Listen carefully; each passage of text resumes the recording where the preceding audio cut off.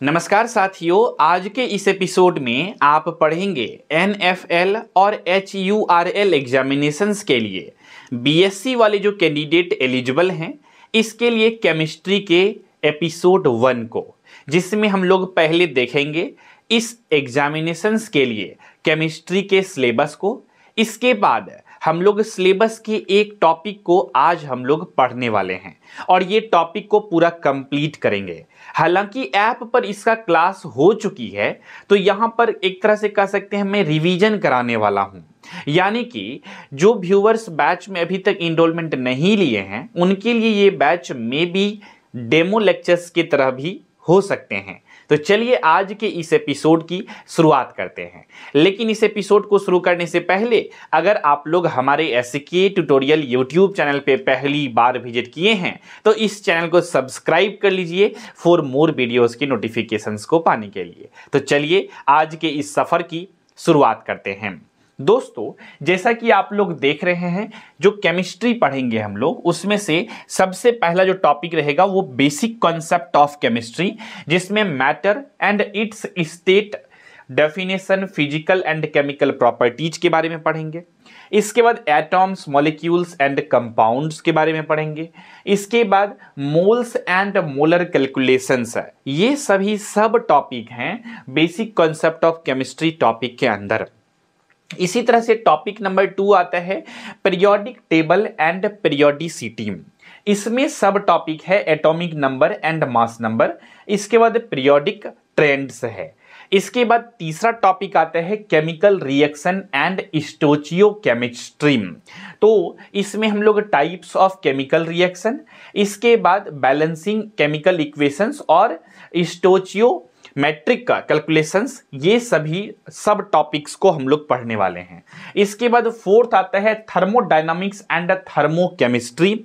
इसको हम लोग पढ़ेंगे, जिसमें basic definitions of system, surroundings, types of system, open, close loop और क्लोज, ओपन और आइसोलेटेड सिस्टम के बारे में पढ़ेंगे, जिसमें बेसिक सा हम लोग first law of thermodynamics, Hess laws, ये सब के बारे में पढ़ेंगे। इसके बाद दोस्तों केमिकल इक्विलिब्रियम में हम लोग पढ़ेंगे dynamic equilibrium, explanations of equilibrium in chemical reaction, Le Chatelier principles के बारे में पढ़ेंगे, equilibrium constant KC and KP के बारे में पढ़ेंगे, इसका एक्सप्रेशंस को भी देखेंगे। इसके बाद बेसिक कॉन्सेप्ट हम लोग पढ़ने वाले हैं acid, basis and pH values को, डेफिनेशंस पढ़ेंगे सबका, और pH and basically pOH calculations के बारे में।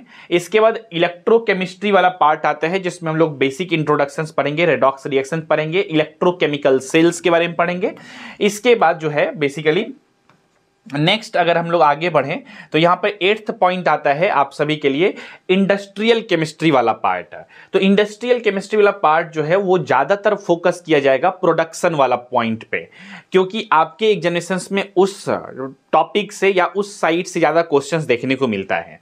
तो इसमें आता है इंट्रोडक्शंस टू इंडस्ट्रियल प्रोसेस, जिसमें basic concepts of chemical production like ammonia synthesis, Haber process से कैसे निकलता है उसको समझेंगे। इसके बाद सल्फ्यूरिक एसिड प्रोडक्शन में कॉन्टैक्ट प्रोसेस को समझेंगे। इसके बाद role of chemistry in production क्या है, chemical principles in industrial application, safety measures and environmental concerns, ये सब टॉपिक जो है सब्जेक्टिव है, इसको जस्ट पढ़ेंगे और through the MCQ questions practice करेंगे। इसके बाद दोस्तों हम लोग आगे बढ़ते हैं, general safety and hazardous chemicals में आते हैं। इसमें आता है understanding of chemical hazards, safety procedures and material safety, data sheets, MSDS for chemical used in production industries है। तो ये थे टोटल 9 पॉइंट्स जो कि सिलेबस के थे आपके केमिकल इंजीनियरिंग या प्रोडक्शंस वाला जो पोस्ट के लिए, इसके लिए बीएससी वाले एलिजिबल हैं। तो बीएससी केमिस्ट्री का सिलेबस ये टोटल 9 पॉइंट्स में हमने कैटेगराइज किया है। अब हम लोग का जो पहला टॉपिक है वो है बेसिकली जनरल केमिस्ट्री कह लीजिए या बेसिक कॉन्सेप्ट ऑफ केमिस्ट्री। उसमें हम लोग पढ़ने वाले हैं मैटर्स एंड इसके क्लासिफिकेशंस के बारे में। हालांकि आपने ये सभी टॉपिक को क्लास 9th 10th में पढ़ा होगा, वही कॉन्सेप्ट को अभी जस्ट रिवाइज करने की जरूरत है। और मुझे इसलिए ये सभी टॉपिक को जस्ट एक बार रिवाइज कराना पड़ रहा है क्योंकि बहुत सारे कैंडिडेट बीएससी तक आते आते वो सभी कॉन्सेप्ट को भूल चुके होते हैं, थोड़ा बहुत याद रहता है। और सभी चीज़ें बेसिकली अच्छे से याद नहीं रहते, जस्ट ब्रश अप करने के लिए जो है यहाँ पर ये सभी टॉपिक को मैं बेसिकली आप सभी के साथ शेयर कर रहा हूँ, एक्सप्लेन कर रहा हूँ। चलिए आगे बढ़ते हैं। मैटर्स एंड इट्स क्लासिफिकेशंस में सबसे पहले मैटर्स किसे कहेंगे? सिंपल सा डेफिनेशंस है, anything occupies space which have मास कह सकते हैं, उसी को क्या कहेंगे? मैटर कहेंगे। और मैटर को जो है जो कैटेगराइज किया गया है या डिवाइड किया गया है इसके फिजिकल और केमिकल कैरेक्टरिस्टिक्स प्रॉपर्टीज के बेसिस पे। तो बेसिकली क्लासिफिकेशंस ऑफ मैटर की जब हम लोग बात करेंगे तो फिजिकल क्लासिफिकेशन के बेस्ड पे जो मैटर है उसको 3 कैटेगरीज में कैटेगराइज किया गया है। कौन कौन सा? पहला solid, liquid and gas. Clear हो गया। और अगर हम लोग बात करेंगे यहाँ पर केमिकल क्लासिफिकेशंस के बेसिस पर तो वहां पर आ जाता है एलिमेंट, कंपाउंड एंड मिक्सचर। अब आगे बढ़ते हैं दोस्तों, यहाँ पर स्टेट्स ऑफ मैटर में बेसिकली हम लोग एक एक करके सभी स्टेट्स के मैटर को इन शॉर्ट क्विकली अच्छे से रिवीजन करने वाले हैं। तो यहाँ पर मैटर जो होता है वो एग्जिस्ट करता है 3 स्टेट में, सॉलिड, लिक्विड एंड गैस में। एंड एडिशनली हम लोग पढ़ते हैं प्लाज्मा और बोस-आइंस्टाइन कंडेंसेट जो 4th एंड 5th स्टेट होती है, ये स्पेशल कंडीशन में बेसिकली देखने को मिलता है। सॉलिड स्टेट की अगर बात करें तो इसका कुछ कैरेक्टरिस्टिक्स है जो कि बहुत बेसिकली फ्यू पॉइंट्स हैं जो याद रख सकते हैं और इसी के बेसिस पे हम लोग सभी स्टेट्स ऑफ मैटर को पढ़ सकते हैं। कैरेक्टरिस्टिक्स में डिफाइंड शेप एंड वॉल्यूम होता है सॉलिड का, और इसमें स्ट्रॉन्ग इंटरमोलिक्यूलर फोर्स होता है। यहाँ पर इंटरमोलिक्यूलर फोर्स क्या होता है कि the attraction force between the intermolecular force, यानी कि जो हम लोग का मैटर बना हुआ होता है वो किसका बना होता है? मॉलिक्यूल पार्टिकल्स का बना हुआ होता है, और एक मॉलिक्यूल पार्टिकल्स दूसरे को एक फोर्स से अट्रैक्ट करते हैं, ठीक है, और उसी अट्रैक्शन फोर्स को कहते हैं इंटरमोलिक्यूलर फोर्स है। और यहीं पर आप लोग एक और इंफॉर्मेशन को समझ सकते हैं कि यहां पर जो है ना 2 मॉलिक्यूल्स के बीच में जो स्पेस रहता है उसको हम लोग इंटरमोलिक्यूलर स्पेस कहते हैं, जो 2 मॉलिक्यूल्स के बीच में स्पेस प्रेजेंट रहता है। तो ये चीजें समझ में आ गया। लेकिन सॉलिड के केस में ये टाइटली पैक्ड होता है, इसीलिए यहां पर इंटरमोलिक्यूलर स्पेस जो होता है बहुत कम होता है, लेस होता है, और इसका साइज एंड शेप जो होता है इसी वजह से फिक्स्ड रहता है, high attraction force and less intermolecular space के वजह से। Low kinetic energy of particles limited to vibrations. अब इसमें चूंकि कैनेटिक एनर्जी क्या होता है ध्यान से समझिएगा।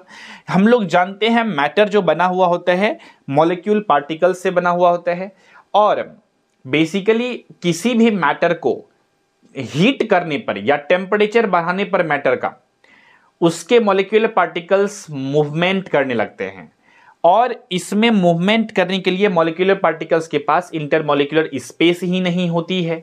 इसीलिए इसमें जो कैनेटिक एनर्जी होता है in the molecular movement of the molecular particles of the matter वो क्या होता है? कम होता है, यानी कि मूवमेंट कम दिखता है, कैनेटिक एनर्जी होता है इसके मॉलिक्यूलर पार्टिकल्स में कम होती है।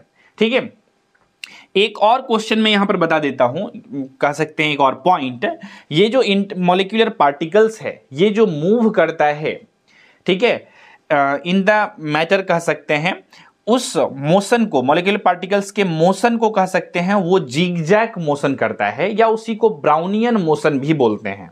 ठीक है, तो ये सब चीजें ज्यादातर जो है तो लिक्विड और गैस के केस में देखने को मिलता है। सॉलिड के केस में इंटरमॉलिक्यूलर स्पेस कम होने के वजह से यहां पर बेसिकली मोशन किसी भी प्रकार के देखने को नहीं मिलती है। अब दोस्तों यहां पर हम लोग देखते हैं एग्जांपल में मेटल, आइस और रॉक्स हो जाएंगे। इसी तरह से लिक्विड स्टेट की हम लोग बात करते हैं। लिक्विड स्टेट में भी अगर हम लोग कैरेक्टरिस्टिक्स के बेसिस पे करें तो इसका डिफाइंड वॉल्यूम तो होता है लेकिन डिफाइंड शेप नहीं होता है। जगह तो कितना लेगा वो फिक्स है, लेकिन इसका कोई फिक्स्ड शेप नहीं होता है, और takes the shape of the container. Clear है यहां तक? मॉडरेट इंटरमॉलिक्यूलर फोर्सेस होते हैं। इसके बाद particles are less closely packed than solids with some movement of freedom. Clear हो गया? अब कहता है मॉडरेट काइनेटिक एनर्जी, ठीक है, ऑफ पार्टिकल्स। इसका जो काइनेटिक एनर्जी होता है पार्टिकल्स का वो मॉडरेट होता है। मॉडरेट का मतलब क्या? ना ही बहुत ज्यादा ना ही बहुत कम। जो काइनेटिक एनर्जी सबसे ज़्यादा होता है वो होता है गैस में और सबसे कम होता है सॉलिड में, ये याद रखिएगा। एग्जाम्पल में वाटर हो गया, ऑयल हो गया, एल्कोहल हो गया, है ना, बहुत सारी चीज़ें हैं। तो आगे बढ़ते हैं यहाँ पर गैसियस स्टेट में, इसका नाइदर डेफिनाइट शेप होता है, नॉन डेफिनाइट वॉल्यूम होता है, कुछ भी इसका शेप और साइज कुछ भी फिक्स्ड नहीं होता है, ना ही वॉल्यूम। वीक इंटरमोलिकुलर फोर्सेस होता है, जो इस बेसिकली गैसियस स्टेट में जो इंटरमोलिकुलर फोर्स होते हैं वो बहुत वीक होता है, ठीक है। Particles are far apart and move randomly, यानी कि पार्टिकल्स जो होता है एक दूसरे से बहुत दूर में होता है और ये बहुत अच्छे से बेसिकली क्या कर सकता है, मूव कर सकता है रैंडमली किधर भी। तो हाई काइनेटिक एनर्जी होगा इस पार्टिकल में। एग्जाम्पल के लिए ऑक्सीजन, नाइट्रोजन, कार्बन डाइऑक्साइड, ये सब जो है इसका एग्जाम्पल है। अब दोस्तों नेक्स्ट और फोर्थ स्टेट आता है आपका प्लाज्मा, जो कि हाई एनर्जी स्टेट है। इसका कैरेक्टरिस्टिक्स क्या है, ionised gas with free electrons and ions है, ठीक है। दूसरा exist at extremely high temperature, ये कब पाया जाता है, एक्सट्रीमली हाई टेम्परेचर पे, और common in stars and lightnings, ठीक है। तो ये हो गया बेसिकली यहाँ पर। अब देखिए यहाँ पर हमने बातें किया ionised gas with free electrons and ions. Ions के बारे में हमने डिटेल में आप सभी को एक्सप्लेनेशंस दिया था, लेकिन एक बार फिर से मैं यहाँ एक्सप्लेन कर देता हूँ। आयन जो होता है वो दो टाइप का होता है, एक होता है कैट आयन, दूसरा होता है एन आयन। जो किसी भी एलिमेंट पे अगर पॉजिटिव चार्ज रहता है, अगर वो डोनर है, उसे हम लोग कैट आयन बोलते हैं, और अगर कोई भी एलिमेंट एक्सेप्टर है, वो एक्सेप्ट करता है इलेक्ट्रॉन्स को, तो वहां पे कहेंगे उसको एन आयन। जैसे यहाँ पे सोडियम क्लोराइड का एग्जांपल ले सकते हैं। सोडियम क्लोराइड क्या करता है, एक इलेक्ट्रॉन को क्लोरीन को डोनेट करता है, तो यहाँ पर डोनर कौन हुआ, सोडियम। तो सोडियम जो है यहाँ पर क्या है, कैट आयंस है, और क्लोरीन जो है यहाँ पर एन आयंस है, क्योंकि वो एक्सेप्टर है। आई होप आप समझ गए होंगे। आगे बढ़ते हैं बोस आइंस्टाइन कंडेंसेट के पास, BEC जिसको इन शॉर्ट बोलते हैं। Form at a temperature close to absolute zero, मतलब ये बनता ही है उस सिचुएशन में जब जो टेम्परेचर हो वो क्लोज टू जीरो हो या एब्सोल्यूट जीरो हो। उस सिचुएशंस में पार्टिकल्स जो होता है वो collapse into the same quantum state behaving as a single quantum entity. Clear है यहां तक। अब आगे बढ़ते हैं दोस्तों, inter convergence of state of matters समझते हैं। सॉलिड टू लिक्विड अगर होगा तो उसे कहेंगे हम लोग मेल्टिंग, लिक्विड टू गैस कहेंगे तो वेपोराइजेशन या बॉइलिंग और इवेपोरेशन। देखिए दोस्तों, HURL या फिर NFL एग्जामिनेशंस में यहां से क्वेश्चंस MCQ रेडी हो सकते हैं डायरेक्टली भी। इस वजह से मैं की पॉइंट्स के फॉर्म में भी आप सभी को पॉइंट लिखा देता हूं, ताकि आप लोगों को कोई तरह का दिक्कत नहीं आए, और हर वो एस्पेक्ट पे ध्यान देता हूं जहां से आपका क्वेश्चंस रेडी हो सकते हैं और आपका प्रिपरेशन अच्छे से हो सके। नेक्स्ट पॉइंट पे मूव करते हैं। गैस टू लिक्विड में अगर ट्रांसफर होगा तो उसको कहते हैं कंडेंसेशन, और नेक्स्ट है लिक्विड टू सॉलिड में फ्रीजिंग कहते हैं, और सॉलिड टू गैस में सब्लिमेशन कहते हैं, दैट इज ड्राई आइस कहेंगे। इसके बाद गैस टू सॉलिड में deposition, that is frost formation होता है। तो ये सभी जो है बेसिकली आपका पॉइंट्स हैं, और इसको आप लोग VVI कर सकते हैं, क्योंकि एग्जामिनेशंस के पॉइंट ऑफ व्यू से ये इन शॉर्ट में आप क्विकली याद कर सकते हैं, रिवाइज कर सकते हैं ये सभी पॉइंट्स को। I hope you have understood this things. तो दोस्तों ये चीजें कंप्लीट होने के बाद हम लोग अब शुरू करने जा रहे हैं यहां पर basically physical properties of matter के बारे में। देखिए, फिजिकल प्रॉपर्टीज ऑफ मैटर जो होता है वो हमने आपको स्टार्टिंग में ही बताया है कि यहाँ पर दो तरह के होते हैं। कौन कौन सा? एक होता है इंटेंसिव प्रॉपर्टीज, दूसरा होता है एक्सटेंसिव प्रॉपर्टीज। तो यहाँ पर जो इंटेंसिव प्रॉपर्टीज आता है, जैसे हो गया density, colour, melting point, boiling point, hardness, electrical conductivity, thermal conductivity, refractive index, these all are the intensive properties. ठीक है, तो एक एक करके हम लोग डिटेल में इसको समझेंगे। ठीक है, तो इसको आप लोग अच्छे से देख सकते हैं। तो ये जो PDF है, ये नोट्स भी अपलोड आपको SK ट्यूटोरियल ऐप पर मिल जाएगा। दोस्तों अगर आप लोग भी हमारे बैच में ज्वाइन होकर के प्रिपरेशन करना चाहते हैं तो सिंपल में गूगल प्ले स्टोर से एसके ट्यूटोरियल ऐप को डाउनलोड करके अच्छे से जुड़ सकते हैं आप सभी लोग हमारे साथ एसके ट्यूटोरियल ऐप पर, और अच्छे से अपना तैयारी की शुरुआत कर सकते हैं और पूरा कंप्लीट केमिस्ट्री को अच्छे से पढ़ सकते हैं और प्रिपरेशन कर सकते हैं अपने अपने एग्जामिनेशंस की। दोस्तों किसी भी तरह का जानकारी के लिए आप लोग हमारे एडमिशन हेल्पलाइन नंबर पे कॉल करके जानकारी ले सकते हैं। हमारा एडमिशन हेल्पलाइन नंबर जो है वो इस वीडियोस के डिस्क्रिप्शन में दिया गया है, और एसके ट्यूटोरियल ऐप को डाउनलोड करने के लिए सिंपल में गूगल प्ले स्टोर से आप लोग डाउनलोड कर सकते हैं। आपके पास अगर आईफोन है तो आप लोग जो है सिंपल में हमारे ऑफिशियल वेबसाइट पे विजिट करके भी बैच को परचेज कर सकते हैं। हमारा वेबसाइट है www.sktutorial.org। इस पे विजिट करके आप लोग वहां से डायरेक्टली एडमिशंस ले सकते हैं। उम्मीद करते हैं दोस्तों सभी चीजें समझ में आ गया होगा, किसी भी तरह का डाउट, क्वेश्चंस, कंफ्यूजन्स नहीं हुए होंगे। तो इसी विचार के साथ रखते हैं आज के इस एपिसोड में बस इतना ही। ये तो था जस्ट एक झलक आप सभी के लिए टॉपिक से रिलेटेड इंट्रोडक्शन का क्लास, सिलेबस का डिस्कशन। और भी आने वाले दिनों में हम लोग क्लासेस में मिलेंगे जिसमें कंप्लीट और भी किसी टॉपिक को पढ़ रहे होंगे। तो दोस्तों इसी विचार के साथ रखते हैं आज की इस एपिसोड में बस इतना ही। मिलेंगे बहुत जल्द ही अगले एपिसोड में, तब तक के लिए नमस्कार, जय हिंद, वंदे मातरम।